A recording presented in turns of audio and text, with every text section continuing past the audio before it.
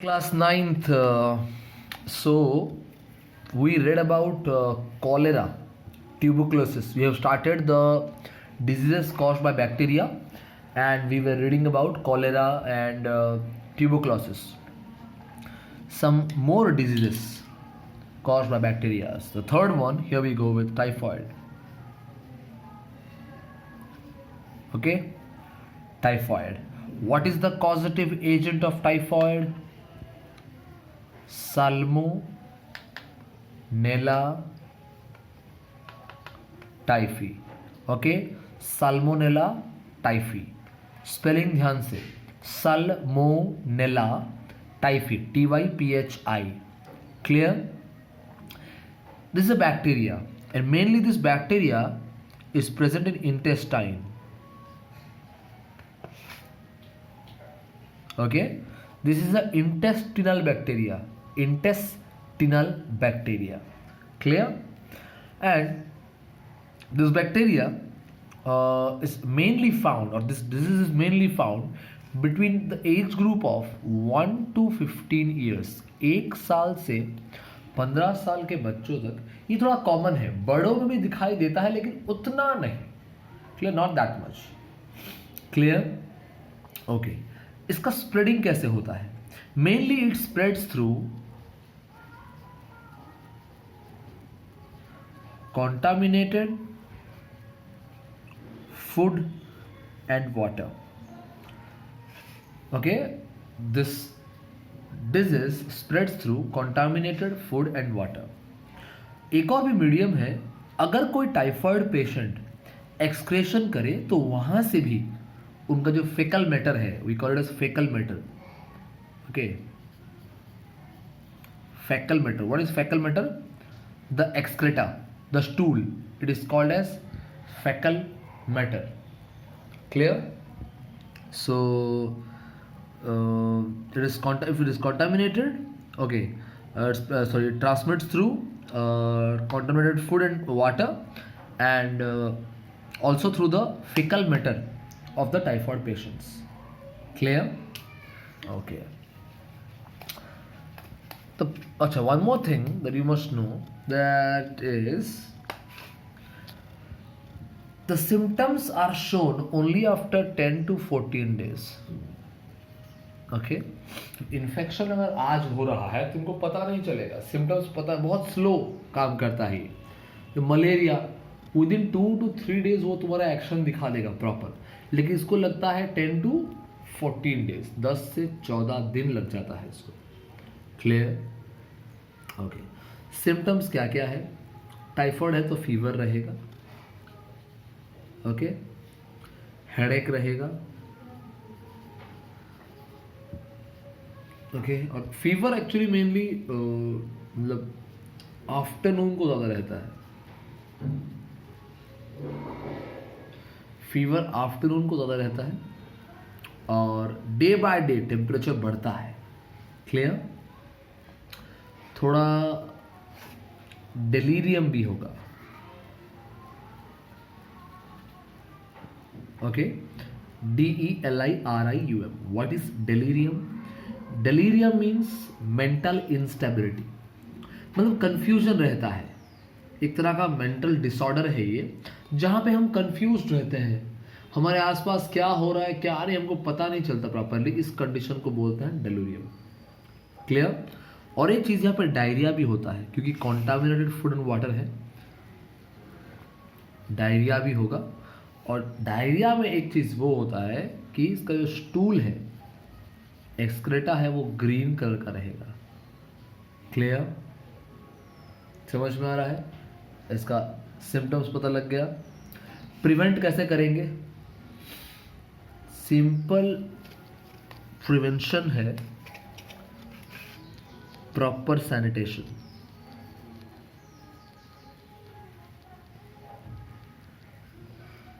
Okay, proper sanitation, proper excretion, proper places. यहाँ वहाँ हम लोग मतलब एक्सक्रेट ना करें. क्लियर? तो बेटर. हम टाइफाइड वैक्सीन भी ले सकते हैं, जिसको हम बोलते हैं typhoid and paratyphoid vaccine. Okay, we call it as typhoid and paratyphoid vaccine. Okay, इसको हम सिंपली, इसको एक्चुअली पाराटाइफॉइड जो इसमें ये इसका भी मतलब देखो डिजीजेस का बहुत सा चीज़ छोड़ रहा हूँ, बुक्स में नहीं दिया गया। ये जो टाइफॉइड एंड पाराटाइफॉइड वैक्सीन है इनका वैरायटी होता है, वैक्सीन ए वैक्सीन बी।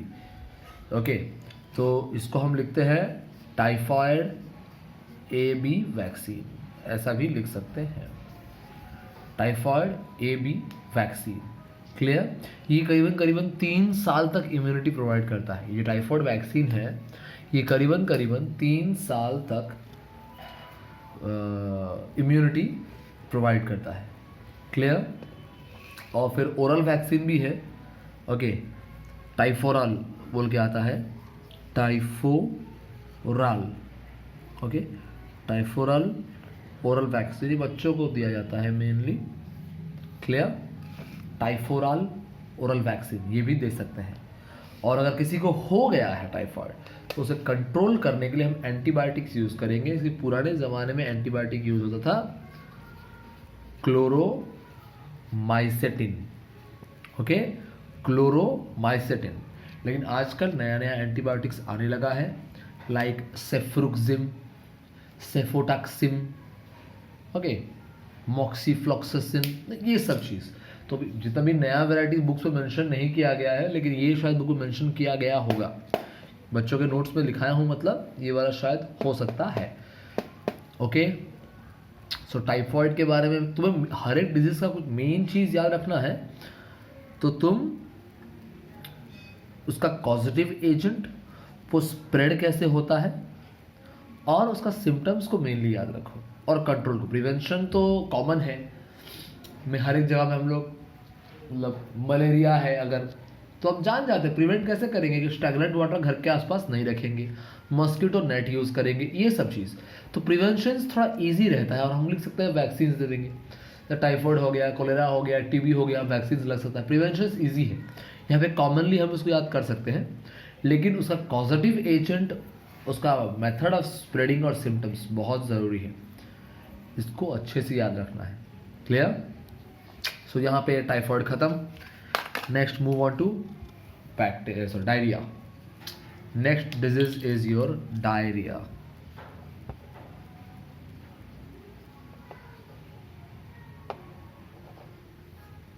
ओके, डायरिया क्या है?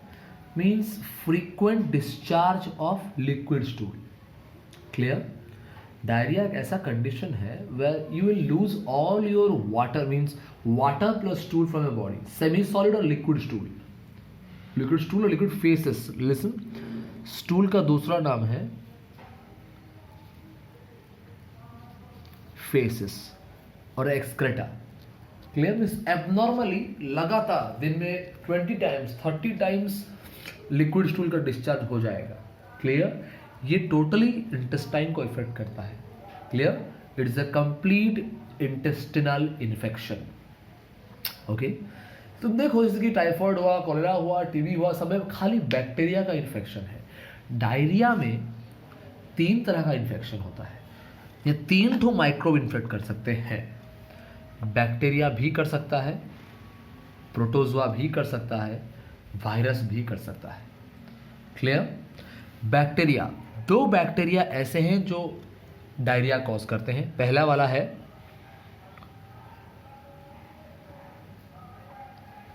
क्लोस्ट्रिडियम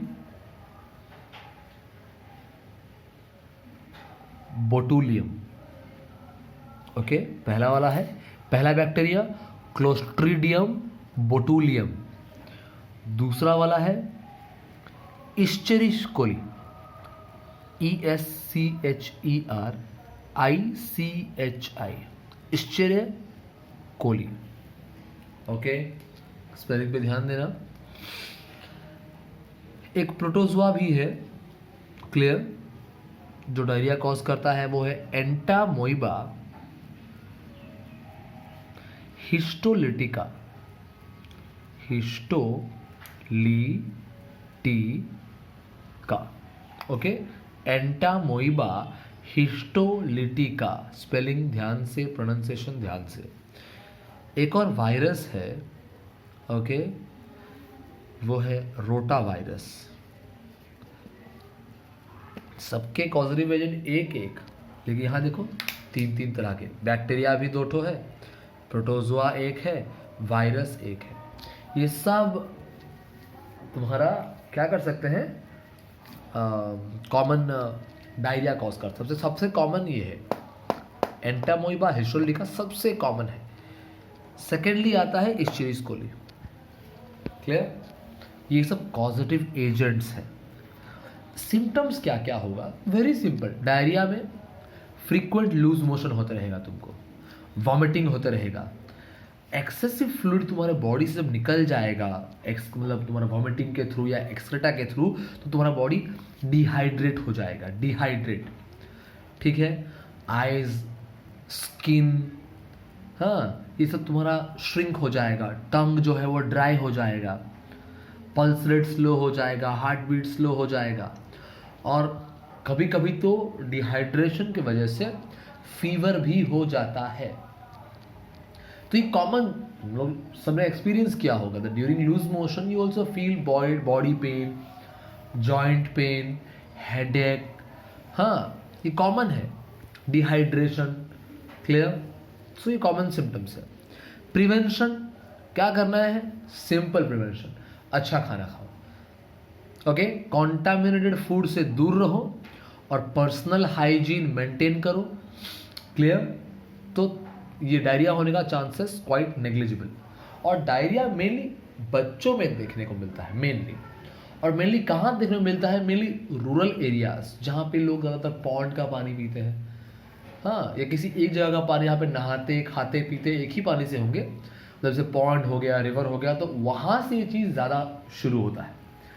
क्योंकि शहरों में क्या होता है, हमारे पास सबके पास अपना पर्सनल वाटर पंप है, अंडरग्राउंड वाटर बहुत प्यूरिफाइड होता है, लेकिन बाहर जो पॉन्ड है हम उसको पॉल्यूट करते हैं और हमें बाद में सफ़र करते हैं। क्लियर? प्रिवेंशन समझ में आया? कंट्रोल कैसे करना है? कंट्रोल करने के लिए कुछ सिंपल टेक्निक्स है। सबसे पहले, क्योंकि यहाँ पे बैक्टीरिया इन्फेक्ट कर रहा है डायरिया को, तो तुम एंटीबायोटिक्स लोगे या एंटीबैक्टीरियल ड्रग। एंटीबायोटिक मतलब एंटीबैक्टीरियल, एंटीबायोटिक जिसको हम लोग एंटी बैक्टीरियल भी बोल सकते हैं। हुआ? डायरिया हो रहा है, डायरिया बंद, मतलब जो फ्रीक्वेंट स्टूल हो रहा है उसको बंद करने के लिए एंटी डायरियल लोगे, एंटी डायरियल ड्रग्स। तो तुम्हें दो तरह का ड्रग लेने पड़ेंगे, एंटीबायोटिक भी लेना पड़ेगा, यानी जो एंटीबैक्टीरियल है, प्लस एंटी डायरियल है। एंटीबैक्टीरियल बैक्टीरिया को मारेगा, और एंटी डायरियल जो लूज मोशन है उसको स्लो डाउन करेगा, बंद करेगा। वोमिटिंग भी है, उसको ही बंद करेगा। क्लियर? और क्योंकि तुम्हारा एक्सेसिव वाटर का लॉस हो रहा है यहाँ पे, तो तुम क्या करना चाहिए?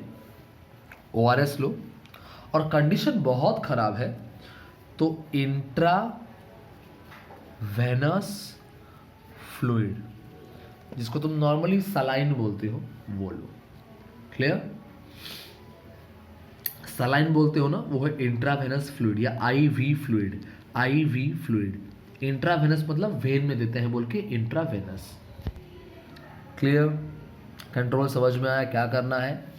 एंटीबैक्टीरियल, एंटी डायरियल, ORS और IV फ्लूइड वही देना है। क्लियर? और एक अगर देसी इलाज बोलते हैं, इसबगोल। ओके, इसबगोल, हस्क ऑफ इसबगोल। उड़िया में हम इसको बोलते हैं भूसी का दाना, भूसी। ओके, या तुम्हें मिल जाएगा मार्केट में, पैकेट में आता है।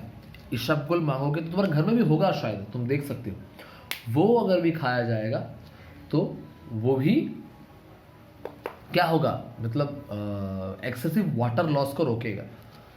क्लियर? समझ में आया? डायरिया खत्म। दो डाउट्स तुम्हारा शायद नहीं निकल रहा, पता नहीं क्यों। निकलना चाहिए, तुम्हारा जितना टॉपिक्स मैं पढ़ा चुका हूँ, डाउट्स निकलना चाहिए। और okay, very soon I am going to start your online classes also. चिंता मत करो, शायद कल चैप्टर ख़त्म हो जाएगा और उसके बाद मैं 2-3 दिन तक पूरा ऑनलाइन क्लास लेके मतलब जूम मीट पे आके डिस्कस करेंगे इसके बारे में. Okay okay. Next peptic ulcer. ये भी बैक्टीरिया से होता है. ओके. Peptic ulcer.